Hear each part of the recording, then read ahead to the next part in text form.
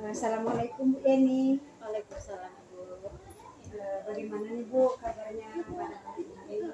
Alhamdulillah baik Bu.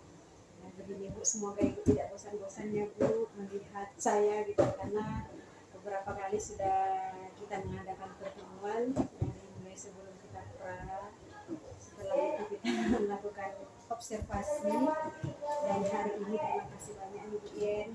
Bu Yen sudah menyempatkan waktu untuk melakukan coaching bersama saya, di mana di sini posisi saya bukanlah yang lebih tahu Bu Yen, tetapi sebagai coach dan Bu Yen sebagai coaching.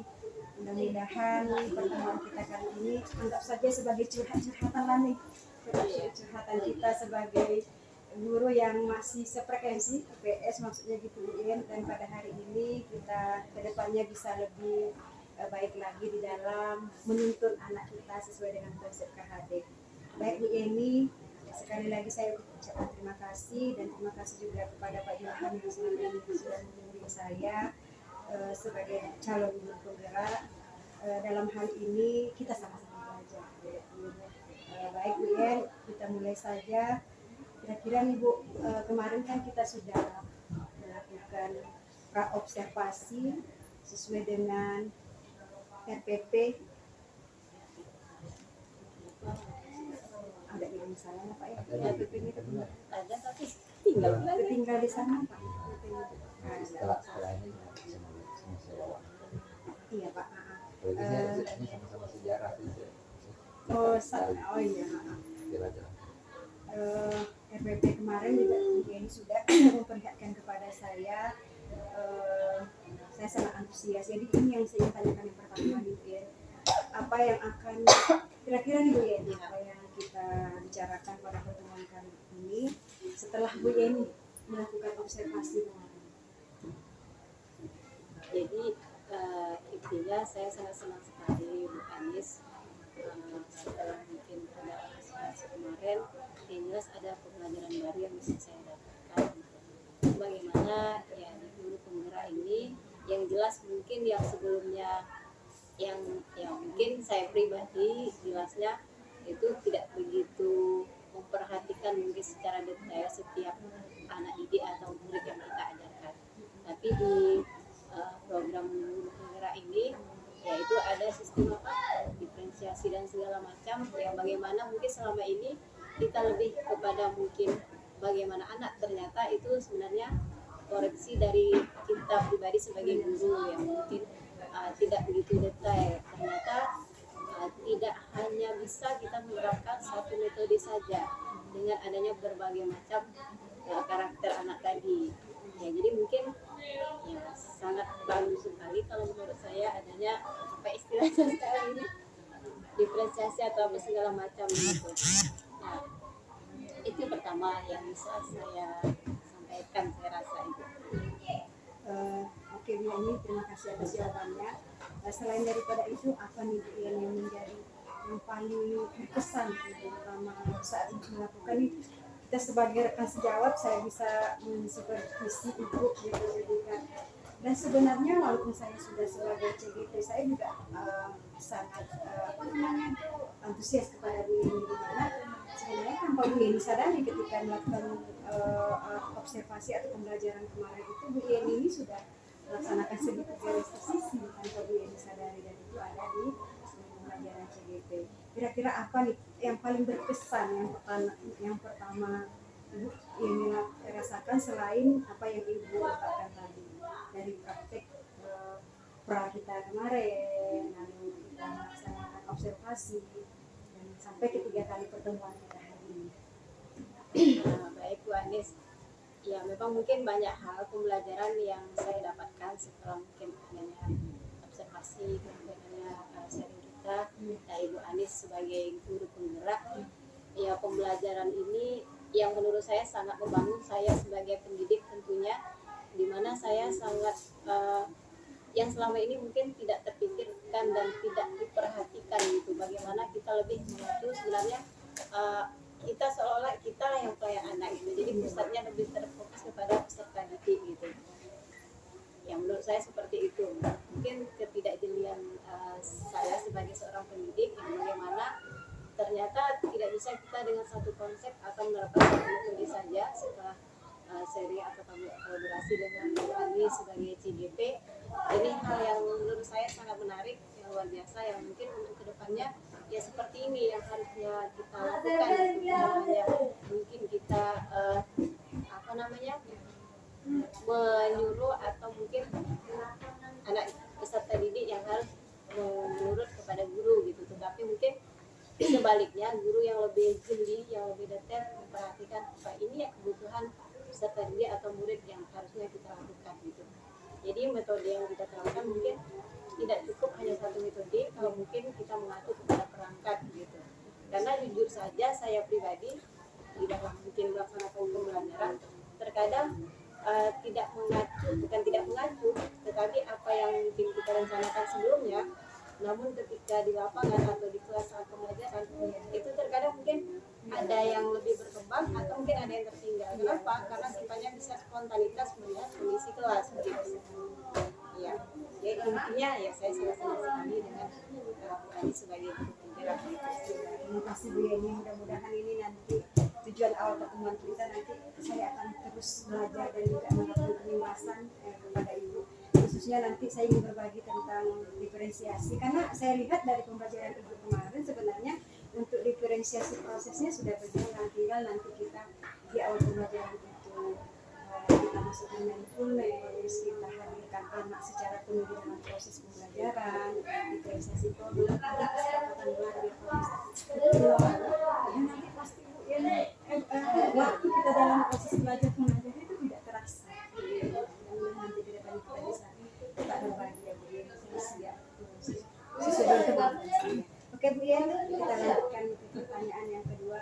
Apa saja nih Bu kendala yang Ibu rasakan dalam mengajar di kelas? Terus apa tantangan yang biasa Ibu hadapi ketika melakukan proses belajar mengajar, khususnya ketika kemarin kita melakukan supervisi itu? Ya mungkin kalau kendala ya Bu Anis, ini bisa ya terkadang memang apa yang mungkin kita rencanakan terkadang ada kalanya itu tidak sesuai di lapangan seperti apa. Karena kenapa? Yang pertama mungkin yang saya rasakan begitu ya Bu Anis, ketika mungkin kita sudah menyiapkan akan seperti ini nantinya. Nah, sementara ketika mungkin ini sudah kita jalani, kita sudah masuk ke kelas, pembelajaran sudah dimulai, mungkin ada salah satunya mungkin anak yang mungkin sikapnya bagaimana gitu. Nah, secara emosional mungkin bisa jadi kadang kita terpancing, itu yang pertama. Kemudian kendala berikutnya terkadang khusus untuk pembelajaran sejarah Indonesia itu biasanya jarang yang jam pertama, biasanya sudah jam-jam terakhir. Ini kondisi anak, jangankan anak kita sendiri sebagai yang mengajar atau pendidik itu sudah sangat lelah, kondisinya lapar atau bagaimana. Nah, dan ini yang kita rasakan. Nah, terkadang yang saya lakukan yang tadi mungkin harus begini ternyata berbeda. Mengapa? Ini karena kondisi tadi gitu. Nah, berarti kendalanya itu karena memang jamnya begitu. Nah, sehingga ya apa yang mungkin sudah kita konsep dari awal ternyata di lapangan kondisinya tidak memungkinkan. Nah, jadi spontanitas ya mungkin yang lain yang kita terapkan gitu. Nah, ini yang saya alami begitu Bu Anis. Terima kasih atas jawabannya Bu Yeni. Bagus sekali. Jadi sebenarnya kembali lagi ke pembelajaran KSE tadi mungkin nanti bisa mungkin kita masukkan gitu ya, atau kita aja anak-anak untuk kembali fokus kepada pembelajaran itu insya Allah kita berbagi.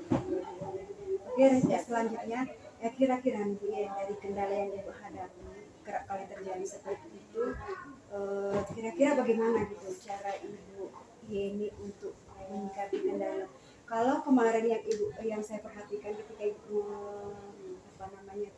memberikan segitiga restitusi itu secara langsung kepada anak di kelas itu sebenarnya cara Bu Yeni, saya belajar dengan Bu Yeni karena kalau dulu sebelum saya jadi guru penggerak saya itu sering langsung marah tuh Bu Yeni ketika ada anak terlambat. Tapi Bu Yeni itu sudah bagus, tidak langsung di depan anak memarahi lalu ini duduk, tapi setelah itu Ibu panggil di belakang siswa, itu sudah sangat luar biasa. Tanpa Ibu sadari Ibu sudah melakukan segitiga restitusi di modul yang pernah saya pelajari. Jadi kira-kira kendala itu bagaimana cara Bu Yeni untuk agar tidak terulang lagi ke pertemuan berikutnya gitu. Walaupun yang memang saya juga merasakan Bu Yen, ini aja masih jam 8 ke 9 PPKM banget kita. Masih Ya, silakan. ya. Setelah mungkin pengalaman itu ya Bu Anis ya, ini sebenarnya bukan hanya sekali dua kali gitu kan, karena ya kondisi di sekolah kita juga kelasnya kan banyak. Terkadang mungkin ketika minggu lalu kita masuk di kelas ini mungkin ada perbaikan, harusnya kita seperti ini untuk kedepannya. Ternyata di kelas lain ya beda lagi gitu. Jadi kalau saya pribadi gitu, yang selama ini itu tidak sama Bu Anis. Penerapan antara untuk permasalahan di kelas ini terkadang tidak sesuai di kelas yang lain gitu. Nah, jadi tidak bisa disamakan. Jadi untuk kedepannya berangacu sudah pada apa yang sebelumnya itu. Jadi ketika contoh tadi, ketika mungkin masuk apa yang kita rencanakan di awal ternyata tidak sesuai kondisinya di kelas. Jadi ada alternatif yang ibaratkan kalau orang apa itu ada apa namanya? Ada yang rencana A, rencana B begitu Bu Anis. Nah, jadi kalau mungkin ini kayaknya tidak cocok diskusi, maka mungkin lebih kepada apa begitu. Jadi ada trik yang kedua lah. Itu yang pertama. Kemudian untuk menyikapi yang kedua tadi, kendala yang sering saya hadapi ketika jam di siang atau jam-jam terakhir, yaitu tadi saya lebih bagaimana supaya pembelajaran itu mungkin sesantai mungkin, tapi anak-anak tetap belajar begitu. Bahkan mungkin kalau di sekolah mungkin dilarang seperti minum apa segala macam, untuk pembelajaran saya kondisikan di pagi hari saya mungkin tidak boleh, tapi di siang silakan saja. Jadi pas istirahat itu anak-anak silakan, mungkin dia membawa bekal atau minuman ketika pembelajaran saya, silakan saja dia meminum. Selagi mungkin yang wajar, tentunya tidak berkelanjutan gitu. Artinya bagaimana pembelajaran ini tetap berjalan, ya anak-anak mungkin tidak terlalu terbebani dengan kondisi ini dalam hal mungkin cuaca ataupun mungkin ya karena itulah berbagai hal tersebut. Jadi bagaimana saya mengusahakan belajar itu sesantai mungkin, tetapi pembelajaran tetap berjalan. Nah, seperti itu mungkin Bu Anis. Tapi nanti saya mungkin banyak belajar lagi dari Bu Anis. Insya Allah Bu, semampu saya. Baik, terima kasih Bu In atas jawabannya. Baik, pertanyaan yang ketiga nih Bu In. Apa kira-kira rencana apa namanya akan Ibu lakukan selanjutnya? Atau adakah rencana cadangan yang akan Ibu lakukan untuk melanjutkan proses pembelajaran yang lebih menarik, membuat anak bahagia di dalam kelas, atau gimana ya, maksudnya ada enggak rekan sejawat yang bisa Ibu ini jadikan selain saya lah gitu, misalnya apa Bu Iwi atau bagaimana, agar memang bisa menjadi partner nih kita dalam melakukan proses belajar mengajar Bu Iwi. Iya, saya termotivasi sekali dengan program Guru Penggerak ini, walaupun pada diri saya sendiri itu masih berat gitu mau ikut gitu kan, karena seperti kemarin ada pembukaan, cuma karena kemarin baru sampai PG rasanya tugas itu banyak gitu, ya udahlah nanti saja, tapi tidak tahu juga ke depan. Tapi apa yang sudah dilakukan oleh Bu Anis, kemudian saya juga Bu Wiwi gitu, yang jelas anak-anak tersebut begitu bersemangat, begitu tertarik dengan yang mungkin acuannya dengan sebelumnya hanya mungkin kita ya walaupun ceramah harus tetap ada, tetapi variasi dan inovasi yang diterapkan oleh Guru Penggerak ini ya menurut saya ya luar biasa gitu. Bagaimana anak yang tadi mungkin agak cuek atau bagaimana, setidaknya mungkin seperti ketika pembelajaran media ditampilkan gitu, tidak hanya mungkin media cetak yang biasanya kita tempel, tapi sekarang sudah ada media elektronik seperti video dan lain sebagainya. Ya ini menurut saya sebuah gebrakan yang luar biasa yang selama ini mungkin hanya dipikirkan tanpa ada penerapannya. Nah ini ke depan ya mungkin Bu Anis atau Bu Wiwi ya menurut saya gitu kan.